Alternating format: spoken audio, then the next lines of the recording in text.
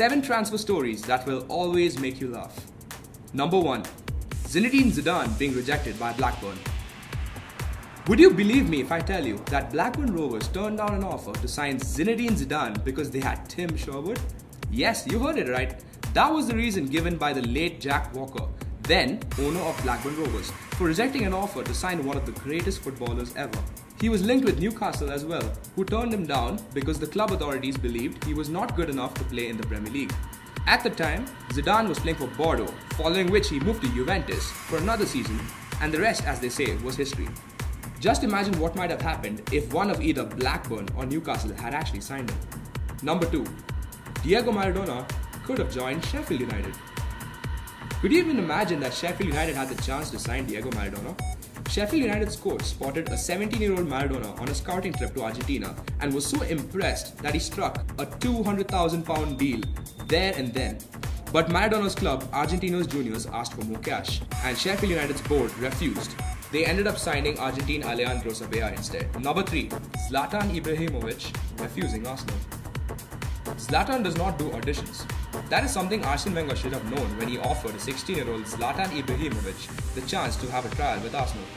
Wenger wanted to see how good the Swede was, but the mercurial Ibrahimovic was in no mood for a trial and he turned it down.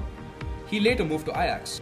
However, very few could argue with his decision to turn the Gunners down, as he had since gone on to win titles with Ajax, Juventus, Inter Milan, Barcelona, AC Milan and Paris Saint-Germain. Number 4. Carlos Tevez and Javier Mascherano moving to West Ham. The pair were on the opposite side when Barcelona beat Juventus in this season's Champions League final. But 9 years ago, in what was one of the most bizarre transfers at that time, Tevez and Mascherano were signed by West Ham United from Corinthians. Even the players looked more than a little confused when they were unveiled. In the end, the third-party deal was ruled illegal and West Ham had to pay a £5.5 million fine, along with a $20 million compensation to Sheffield United, who were relegated when Tevez's goals kept West Ham in the league later that season. Carlos Tevez was loaned to Manchester United in the next season and Mascherano went to Liverpool. Number 5. Willian signing for Chelsea after talking to Liverpool and Tottenham. Willian's transfer story is like that of a child in a big toy store, not knowing which toy to choose. He had initial talks with Brendan Rodgers in Liverpool, only to snub them as he moved on to Tottenham, who thought that Willian was about to sign for them in a £30 million deal after he completed a medical. However, Spurs were left outraged when the deal was hijacked by Chelsea at the last moment, as they signed him for £32 million in August 2013. Number 6. Emmanuel Petit signs for Arsenal after refusing Tottenham. Imagine you are supposed to sign a player, and with that deal almost done, the player goes and meets the manager of your crosstown rivals and finally ends up signing for them. To add insult to injury, you had to pay the taxi fare for the player's ride to the enemy territory.